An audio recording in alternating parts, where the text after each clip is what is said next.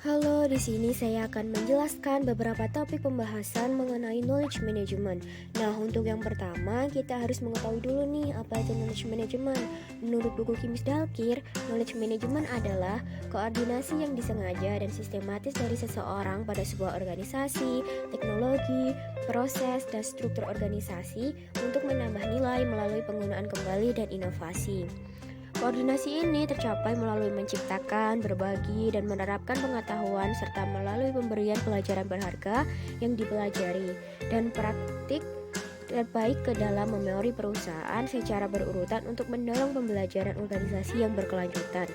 Sedangkan menurut Carl Davidson dan Bill Voss, knowledge management adalah cara bagaimana organisasi mengelola karyawan mereka, mengidentifikasi pengetahuan yang dimiliki, menyimpan dan membagikannya kepada tim, meningkatkan kualitas dan nilai dari pengetahuan tersebut untuk menghasilkan inovasi berbasis pengetahuan.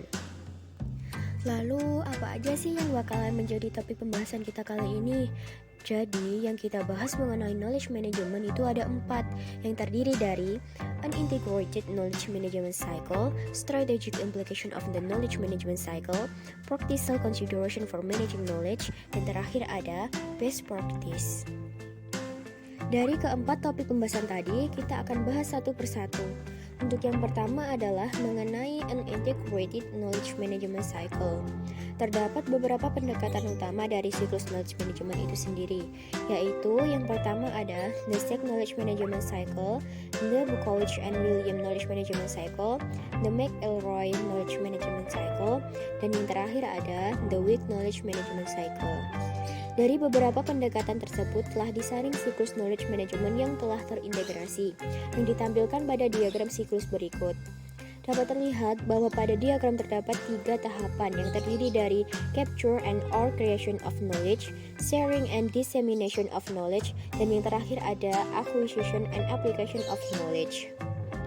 Penjelasan dari diagram an integrated knowledge management cycle adalah dimulai pada transisi penangkapan pengetahuan atau kreasi pengetahuan ke proses berbagi dan diseminasi. Pada tahap ini, konten dari suatu pengetahuan itu dinilai. Pengetahuan sendiri diambil dari pengetahuan internal yang sebelumnya tidak disadari dan pengetahuan eksternal dari lingkungan. Dalam proses penilaian, dilakukan analisis pengetahuan mana yang dapat diaplikasikan dalam organisasi seperti kevalitannya dan nilai dari pengetahuan untuk organisasi. Selanjutnya, pengetahuan dianalisis dan dikontekstualisasi atau dihubungkan antara pengetahuan yang satu dengan yang lain sehingga dapat dipahami atau akuisisi dan digunakan atau yang dapat kita ketahui dengan aplikasi. Berdasarkan dari tahapan siklus knowledge management tersebut, dapat dipahami bahwa terdapat proses menggabungkan beberapa tahapan dan prosedur yang memiliki potensi untuk menentukan aktivitas pengetahuan setiap anggota organisasi. Sehingga harus disusun rencana strategis knowledge management untuk merinci tujuan dari pengetahuan dan mengidentifikasi aset pengetahuan dari organisasi. Pembahasan yang kedua ini adalah mengenai strategic implication of the knowledge management cycle, di mana pengetahuan itu merupakan sebuah dasar yang dapat mewakili seberapa cerdas dan kompeten dari seorang individu, kelompok, dan organisasi. Arsitektur dari pengetahuan harus dirancang dan diterapkan dalam suatu organisasi agar memungkinkan untuk pemrosesan bertahap dan transformasi pengetahuan seperti halnya suatu informasi diproses. Hal ini dilakukan agar objek pengetahuan mencapai pengguna akhir yang dituju dan dimanfaatkan dengan baik. Tujuannya adalah untuk berbagi kepada audiens yang lebih luas. Teknologi informasi dan komunikasi merupakan salah satu alat yang dapat digunakan dalam prosesnya. Oleh karena itu, untuk masuk kesuksesan dari suatu organisasi dalam mengembangkan knowledge management, tujuan dan strategi manajemen pengetahuan harus sejalan dengan tujuan dan strategi perusahaan atau unit bisnis dan perlu diarahkan untuk menciptakan keberlanjutan.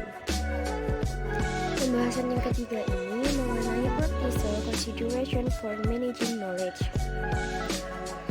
Memahami berbagai tahapan pengelolaan pengetahuan di seluruh siklus knowledge management itu sangat penting.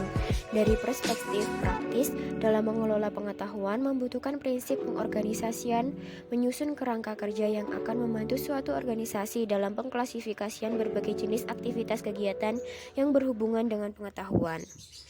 Knowledge management dapat dilakukan dengan pendekatan pragmatis yang dikelola dengan nilai-nilai yang mendasarinya dan mendukung sistem manajerial. Dengan menggunakan pendekatan pragmatis, dapat memperkenalkan ruang lingkup pengetahuan yang mempromosikan pengelolaan aset yang diwujudkan pengetahuan, meningkatkan proses mengetahui dari karyawan dan merawat hubungan yang lebih tahu. Kita sudah sampai pada pembahasan terakhir, yaitu mengenai best practice. Jadi, apa sih itu best practice? Dapat dilihat bahwa terdapat diagram best practice knowledge management yang di dalamnya terdapat people, process, dan tool. Penjelasan dari best practice sendiri menurut Selfridge, Larry, dan Hill adalah di mana dapat kita ketahui bahwa best practice adalah praktik terbaik. Menurut mereka, praktik terbaik mengacu kepada cara terbaik yang dilakukan oleh seseorang untuk melakukan sebuah aktivitas. Rekayasa ulang telah merubah pengetahuan suatu organisasi tentang bagaimana membentuk proses bisnis yang lebih efisien.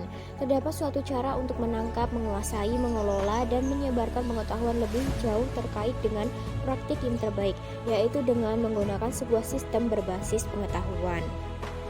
Jadi, di dalam best practice itu membahas mengenai bagaimana sebuah organisasi atau seseorang dalam segala proses kegiatannya, terutama dalam menerapkan knowledge management itu, dengan menggunakan alat, yaitu sistem yang berbasis dengan pengetahuan. Jika dengan menggunakan alat, tentunya akan mempermudah suatu organisasi tersebut dalam segala proses kegiatannya.